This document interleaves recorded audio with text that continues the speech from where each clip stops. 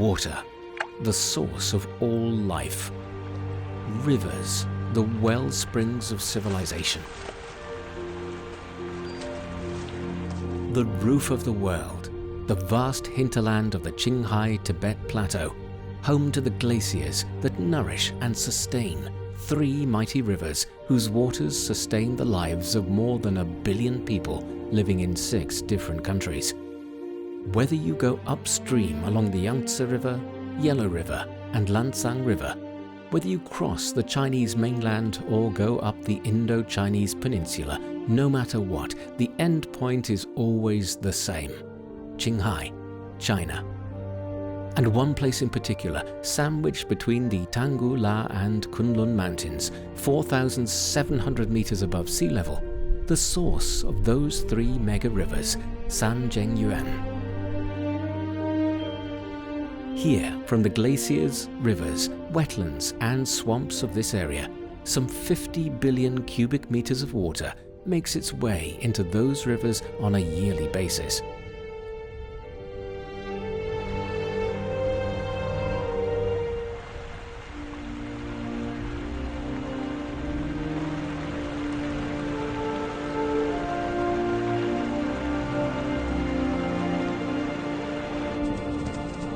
But Sanjiangyuan, in other ways, is a region whose almost unrivaled highland biodiversity is extremely sensitive to climate change.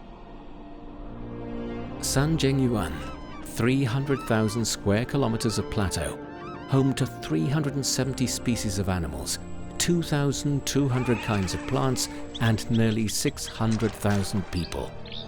Sanjiangyuan, a region upon which the health of the great rivers that sustain the lives of everyone in China, the most populous nation on earth, depends. Sanjiangyuan, by any measure, an important, unique place of the utmost ecological significance.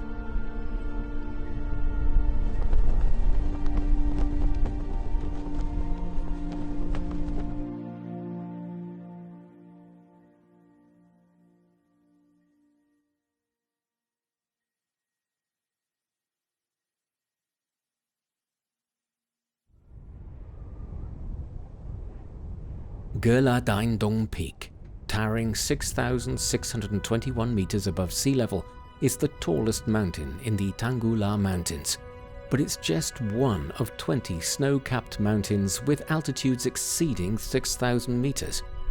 In this stretch of nearly 1,500 square kilometers of mountain range, 670 square kilometers are covered in ice and snow. Here, the valleys and canyons are home to more than 100 modern glaciers, the largest one of which, the Jianggendiru Glacier, is the source of the Tuo River, the first stretch of the Yangtze.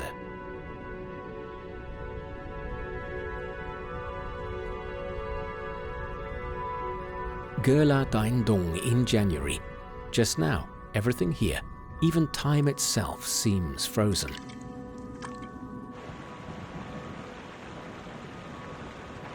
But when spring arrives, life will start afresh.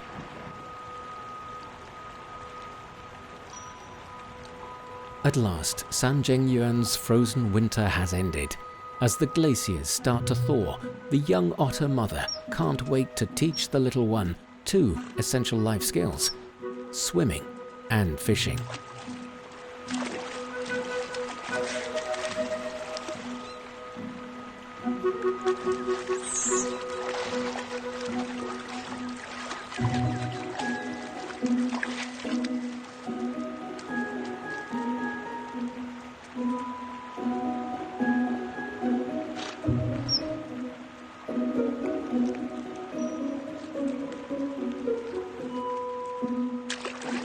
In freshwater ecosystems, otters have few natural enemies.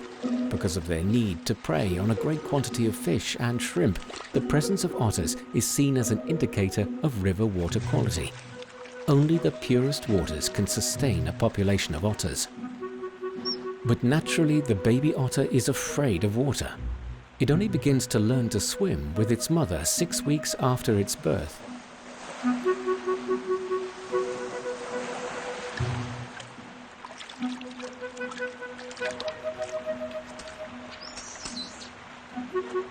And its fur isn't yet thick and smooth enough for it to be about to switch freely between land and water.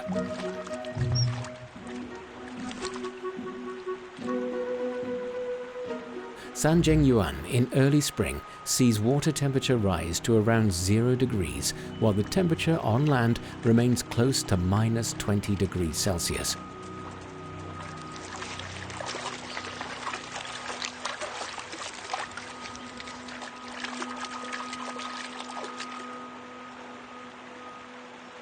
Besides the effect of the bone-chilling wind, sunlight also causes the little otter problems. Wild otters are nocturnal, rarely leaving their burrows during the day. Seeing its baby begging for mercy, the otter mother has to give up. Fortunately, otters are naturally restless. The little otter turns his mind to new sources of fun in next to no time.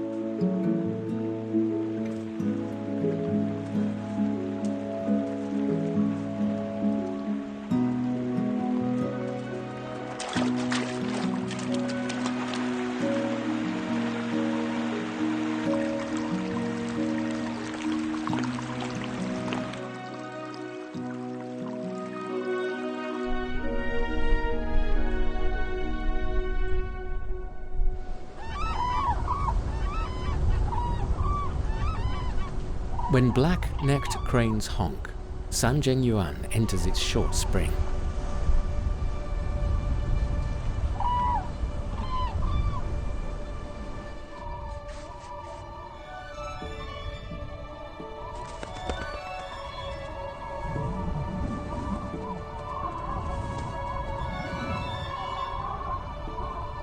They're the only cranes that live on the plateau all year round.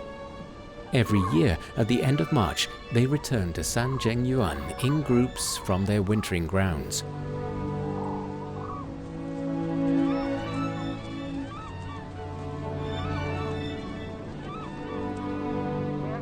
Also coming back at the same time are bar-headed geese. They're known for being able to migrate over the Himalayas, always returning to Sanjiangyuan to bring forth the next generation.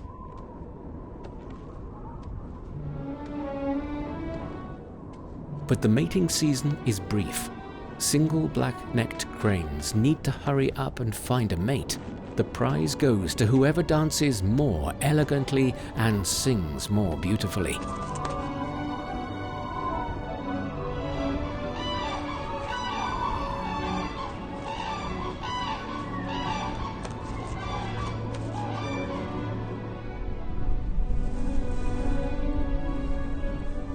As the temperature continues to rise, the ice and snow continues to thaw, exposing sands, soil and grass, enlivening the plateau still more.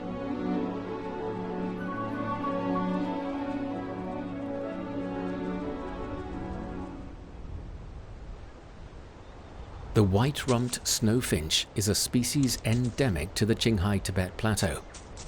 But don't let its petite and cute appearance deceive you. It's very aggressive. In fact, they're happy to fight with each other till the cows come home. But though they're good at running and hopping, they can't fly too high.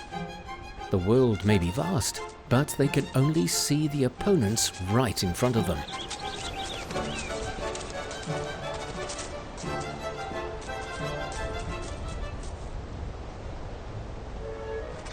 This is a nest of albino Himalayan marmots. They're also yearning for spring.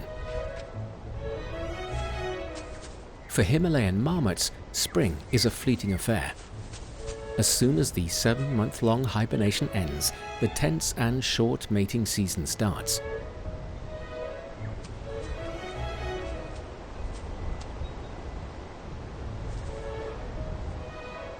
Marmots have a low reproductive rate, only 1 litter a year, with half of the young dying during lactation.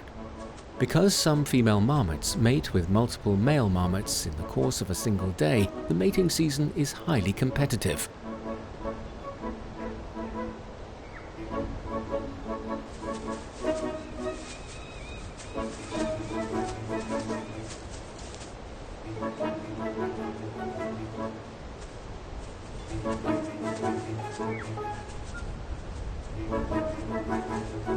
While two male marmots are busy battling it out, the initiator of the battle basks in the sun in her front yard.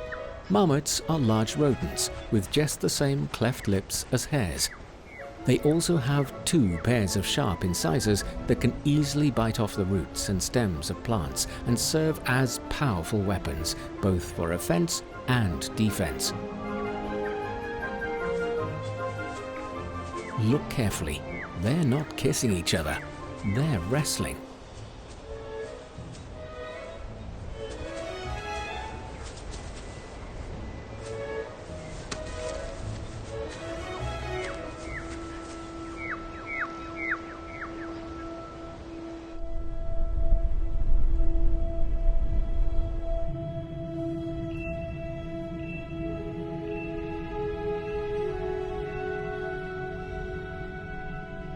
In ancient Chinese mythology, the Kunlun Mountains are holy, the abode of the gods. In reality, Ho Shil, at the southern foot of the Kunlun Mountains, is the source area of the Chuma River, which flows into the Yangtze from the north. The Zhuonai Lake here, in particular, is a mecca for one species.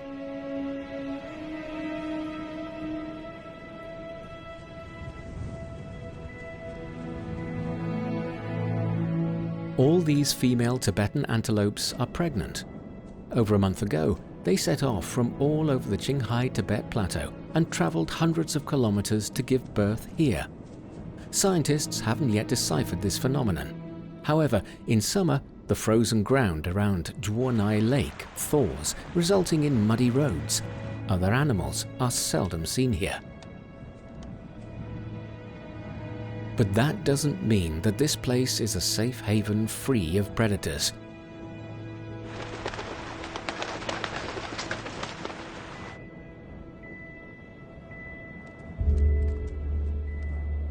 A wolf has followed the antelopes here and killed a newly born. A long journey has led to a tragic end. The sad truth is that the birthing season is when wild animals are most vulnerable.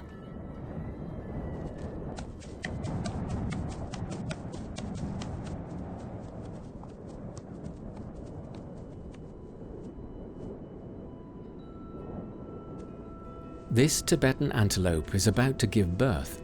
It's restless, walking back and forth, frequently sitting down and standing up.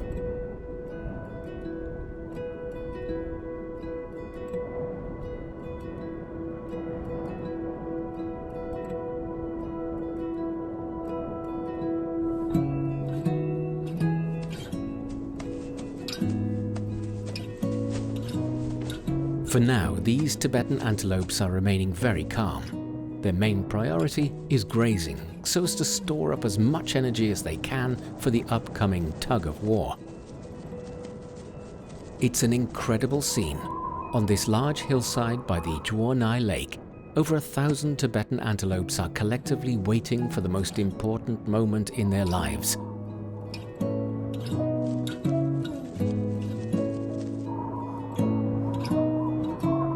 The whole place is unusually quiet amidst the sound of the wind and soft moaning of the antelopes.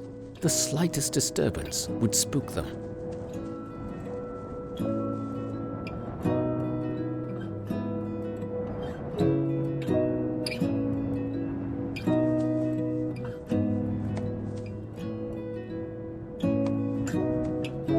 After half an hour of painful contractions, this female Tibetan antelope is finally ready to give birth. The calf's head is first to appear. The doe continues to sit, stand and sit again, using the squatting position to help herself.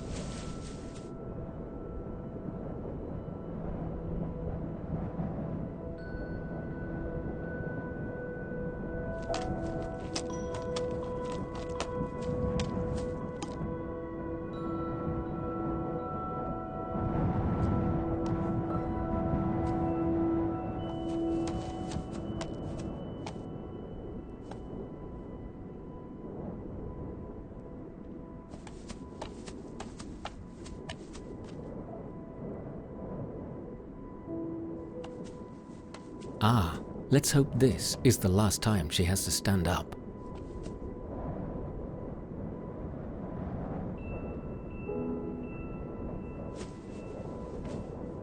Finally, the calf is completely free of its mother's body.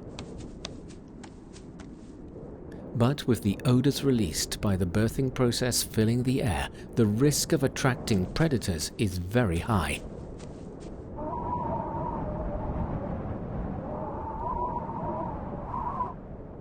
The doe licks the calf's body constantly, eating the afterbirth and biting off the umbilical cord.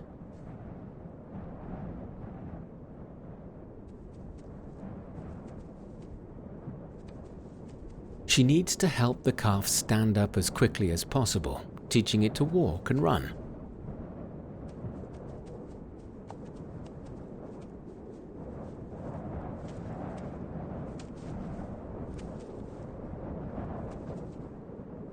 Usually about 10 minutes after the birth, the little antelope can shakily stand up. Within half an hour, it can play happily with its mother.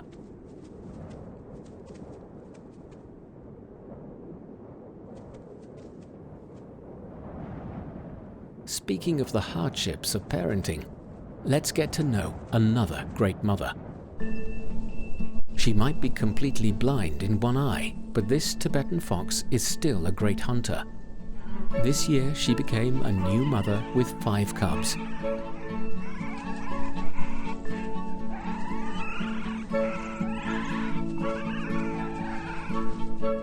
It's far from common for Tibetan foxes to have a litter of 5.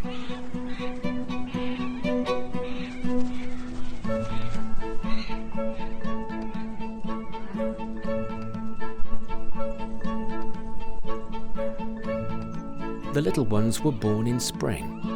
By early summer, they can finally come out to run, jump, and play.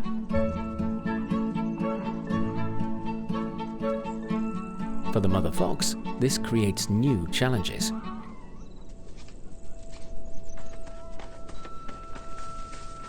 First of all, with 5 cubs around, the hole she dug earlier is too small. It needs to be expanded.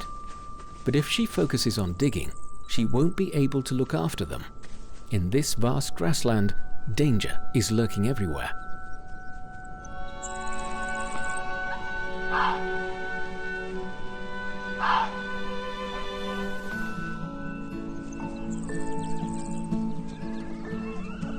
Secondly, the little foxes are very aggressive, so much so that they often beat each other up.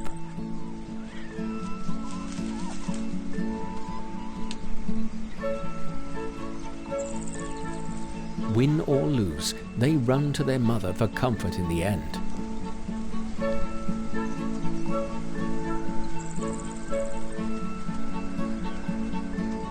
The biggest headache is feeding. All 5 cubs are still breastfeeding. Feeding 5 mouths in turn is quite a heavy burden.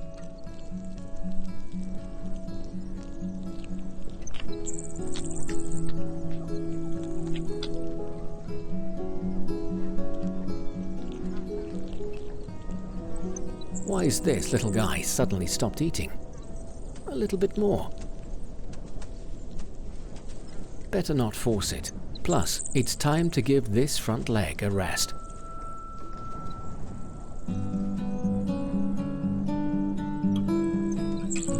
And in order to have enough milk to feed the cubs, the mother fox has to eat more food herself. Her main food sources are small alert animals like marmots and pikas on the grasslands. But with 5 playful young cubs playing around, even if prey does present itself, the mother fox is hardly in any position to do anything about it.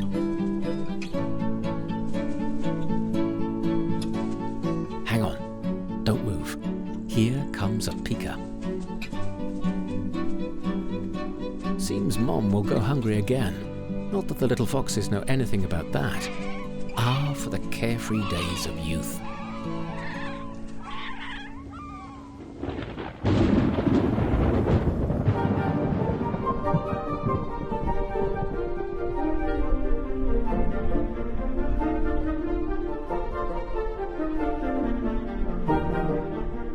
Every year, at the turn of spring and summer, the southwest warm and humid airflow driven by the monsoon brings abundant precipitation to the Qinghai-Tibet Plateau. That's why Sanjiangyuan also enters its wet season at this time. The rain falls on more than 70,000 square kilometers of wetlands here, which serve as a huge reservoir. These large and small wetlands absorb water from all directions like soft sponges and then deliver it to rivers through surface and underground runoff.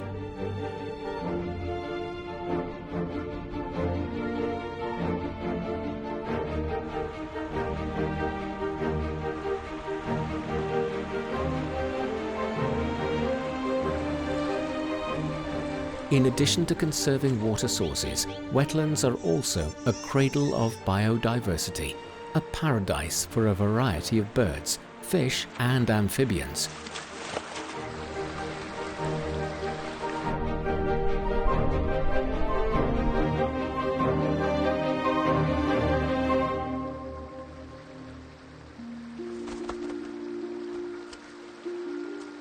When July is approaching, a baby black-necked crane sees its parents for the first time.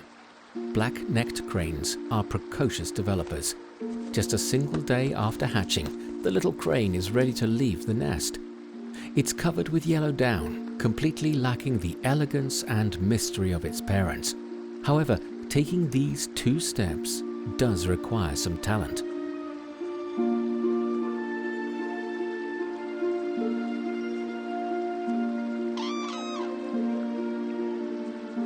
In the breeding season, security is everything, which is why black-necked cranes usually build their nests in wetlands or swamps that are inaccessible to terrestrial animals. They collect dead branches and grasses to build their nests. Outside the breeding period, they usually dispense with the need for a nest entirely. But once a baby crane is born, they instantly transform themselves into devoted nursing parents. If one parent has to go out for food, the other always stays behind to look after the baby. This little black-necked crane has now learned to swim. Next, it'll learn how to fly. In just over 2 months, when fall arrives, it'll embark on a long journey with its parents.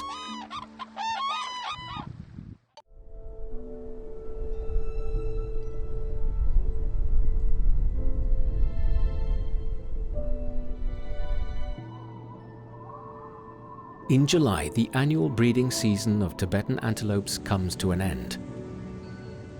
The does are ready to leave the mountain foot with the calves, but first they have to wade through the wide, shallow and messy riverbeds of the Qumar River.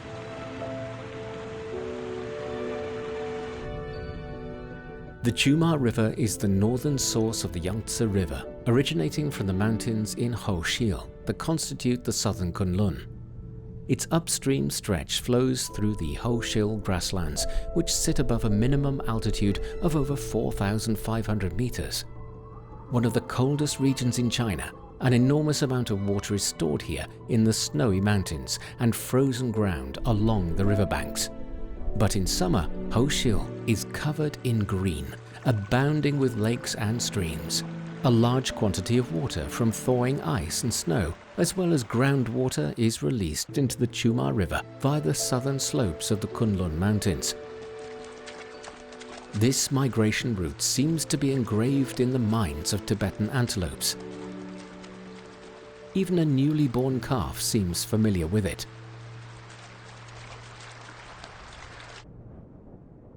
In fact, this calf looks like it's just waking up from a dream. It only decides to look for its mother after crossing the river with the majority of the antelopes.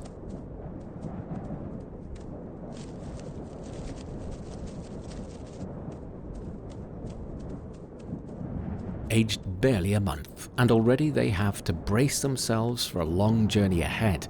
Right now, the most important thing is to eat as much as possible to build up their strength. But just as the antelopes are getting ready to go, a wolf turns up. Blending perfectly into the grassland, the wolf stealthily approaches.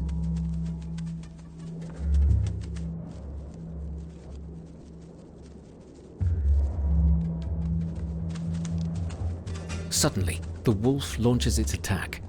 The does leading the calves run quickly toward the other side of the river. The calves can run very fast shortly after birth.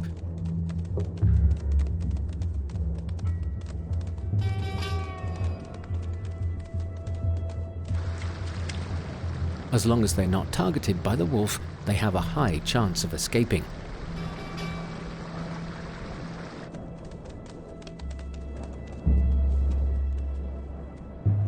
But one calf is not so lucky. The wolf doesn't intend to enjoy the food alone. It picks up its prey and runs home.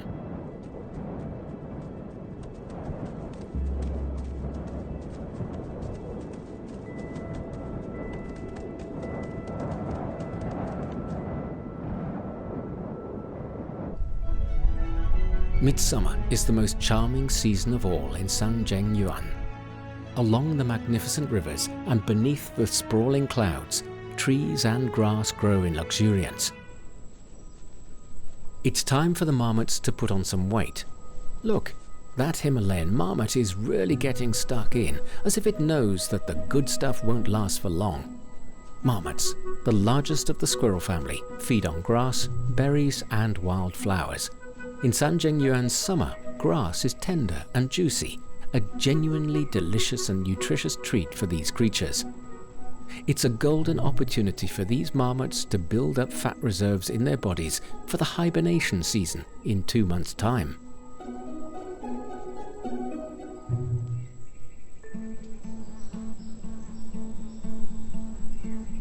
The cubs of the one-eyed Tibetan fox have now grown up, their immature looks giving way to the robust physique and vigilant bearing of adult foxes. But of the 5 newborns, only 3 survived. What's more, the injured right eye of the mother fox shows no sign of recovery. Having learned about the harshness of nature, they have to mature earlier than their peers.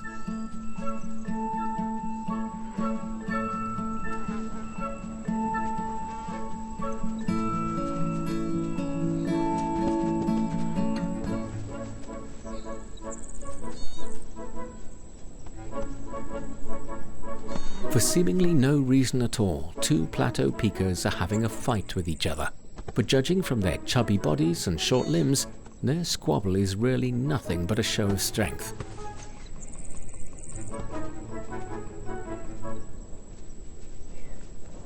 Pikas are well-known gluttons. In fact, they are more than capable of devouring half their body weight of grass every day. But they are experts in burrowing as well as eating. What's more, the burrows they dig provide shelter for many other small animals like ground-dwelling birds. As they burrow, they bring large amounts of soft soil to the surface, providing a rare habitat for insects, lizards and other small mammals. Where you get pikas, you are sure to find plenty of other animals too. But not all the animals that follow the pikas are welcomed by the pikas themselves. The pikas might be happy to provide other creatures with a home or habitat, but they're not so keen to provide them with a meal. In Sanjiangyuan, predators large and small keep their eyes on the pikas. Danger for the pikas can come in any direction, including from the air. To avoid these predators, pikas live in open areas covered with low vegetation, but that can only provide them limited protection.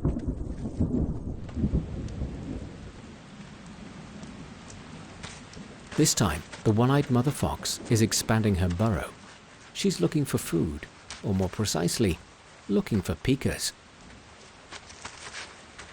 Despite stuffing its long, thin mouth and half of her body down the hole, she still fails to get hold of the pika that just appeared.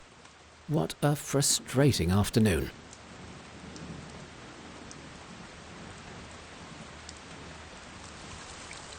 In Sanjiangyuan's summer, rain can come at any time.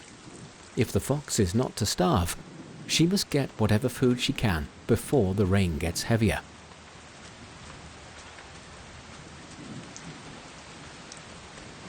Once again, she senses her prey and strikes.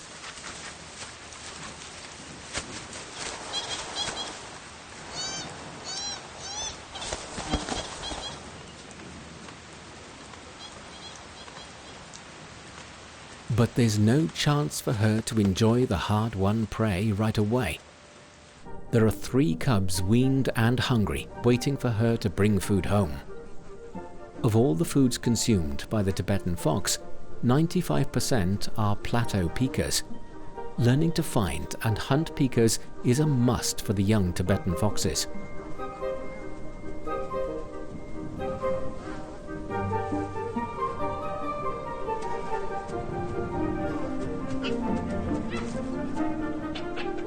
The Tibetan fox is a solitary animal of the canine family. Outside the breeding and mating season, they are the lone rangers of the plateau. Soon, the 3 cubs will have to try to make their own way in the world. It's been a tough summer, but the mother has managed to raise 3 babies, even though she only has 1 eye. Now she's cherishing the last moment of intimacy with her children.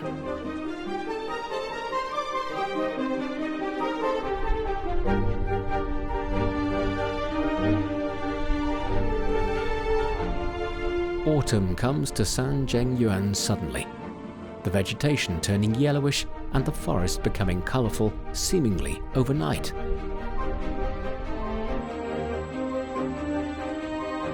Many animals are scrambling to hoard food or to accumulate fat. Autumn in Sanjiangyuan is very short and winter is approaching inexorably.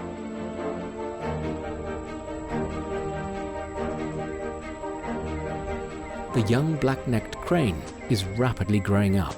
The parents have already taught it to walk, swim, hunt. Now the time has come to train it to fly.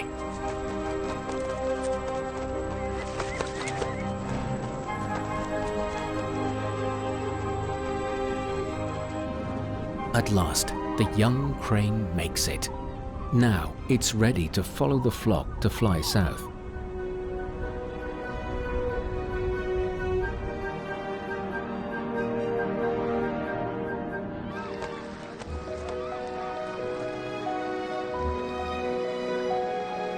As the temperature drops, the marshes and wetlands in Sanjiangyuan gradually freeze over, leaving the water birds less and less space to forage and making it easier for land animals such as wolves and foxes to approach them.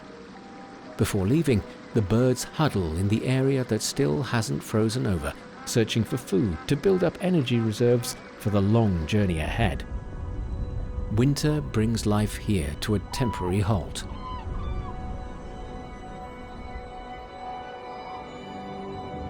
The first heavy snow of winter in this land usually falls in November. In winter, the average daily temperature outdoors drops rapidly below 0, and the highest temperature at noon does not exceed 10 degrees Celsius. The once vibrant Sanjiangyuan turns cold and quiet. The water begins to freeze. In this silent and harsh environment, it's an extreme challenge for the animals to survive. So much so that even the snow leopard, king of the highlands, is suffering.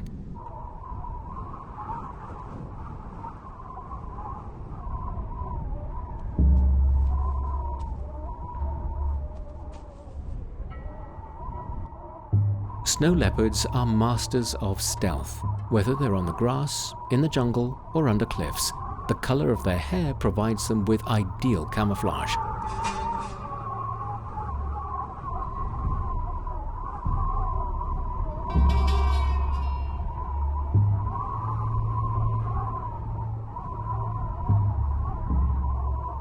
In this shot, a snow leopard is lurking in the grass.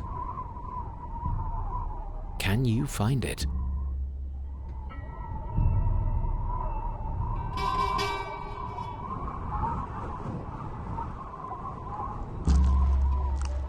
It has just hunted a barrel and had its first big meal in days.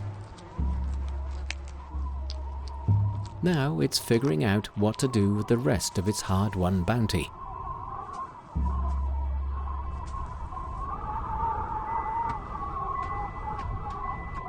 A red fox is approaching, following the bloody scent. The smell gets stronger. The feast is just around the corner. The red fox spots the leopard.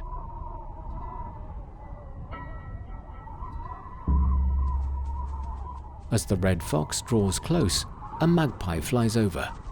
Chasing snow leopards for scraps of food for most of the year, they are now emboldened.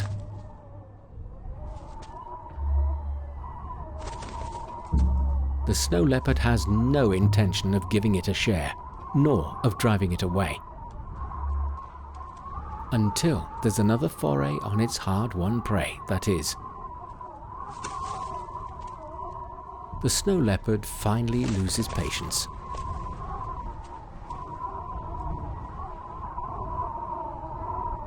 Nearby are several vultures, infamous scavengers that live on carcasses. They too are coveting the snow leopard's prey.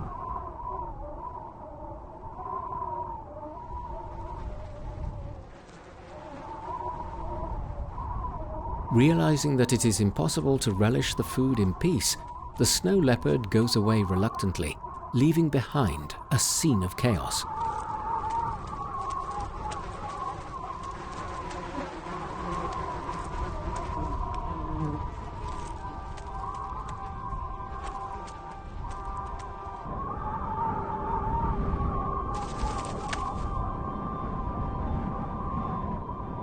Scarcity of food and volatile weather are posing challenges to all the species in the region. But for some, it's the most exciting season of the year, mating season.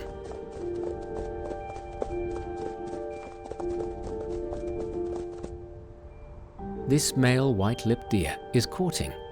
No species of deer lives at a higher altitude than the white-lipped deer, a species unique to the Qinghai-Tibet Plateau. They are large with thick, stocky back hair. In season, the males usually become very thin due to poor appetite, and their temperament turns fierce.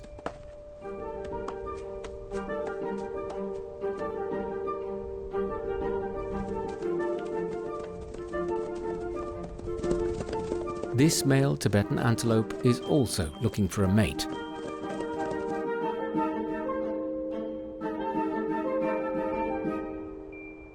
Female Tibetan antelopes spend half the year either giving birth or preparing to. It is not only the breeding season in winter that males and females begin to mix with each other.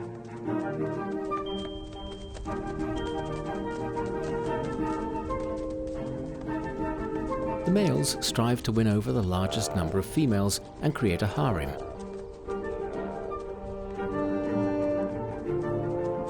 Usually, a male Tibetan antelope gathers 10 to 20 females.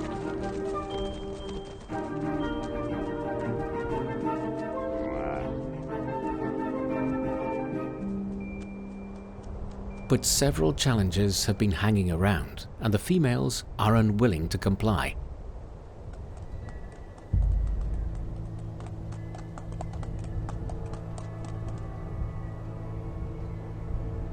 The males will have to show each other up to win some hearts.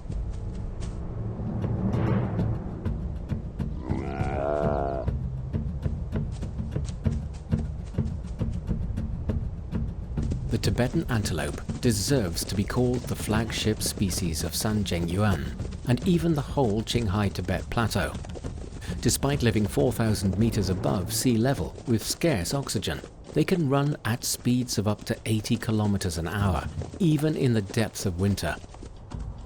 The first challenger drops out of the race, but a second challenger soon takes the stage. Tibetan antelopes have exceptionally wide nasal passages and mouths. A small sac in each nostril helps them breathe easily in the thin air of the plateau. The horns of male Tibetan antelopes are about 60 centimeters long and covered by thick and tough transverse ridges with tips pointing upwards as their natural weapons. Driven by male hormones every year, Tibetan antelopes fight to the death in pursuit of mating rights. Even if they don't die, many break their horns like this. As a broken horn cannot regenerate, it's safe to say that this Tibetan antelope will permanently lose the right to mate and reproduce.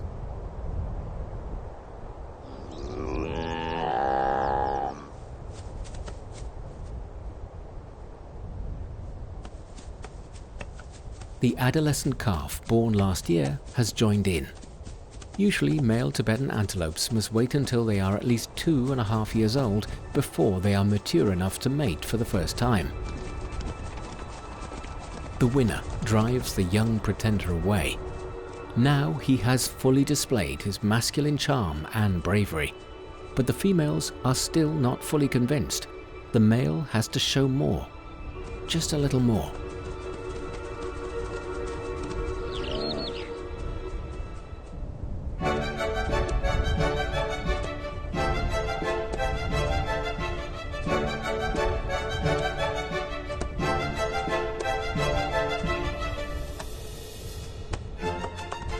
On the prairie, the smell of hormones is getting stronger and stronger. The females are finally conquered.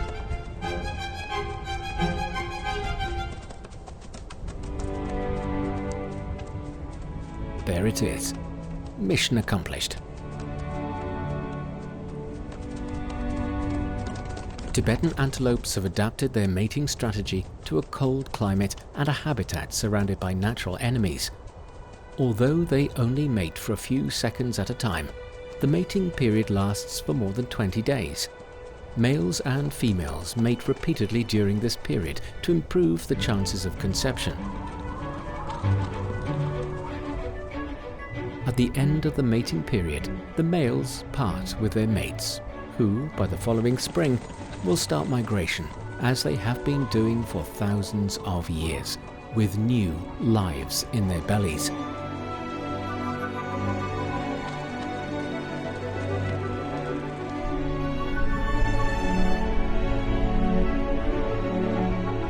As long as the mountains and rivers remain, the cycle of life will continue in Sanjiangyuan, year after year, until the end of time.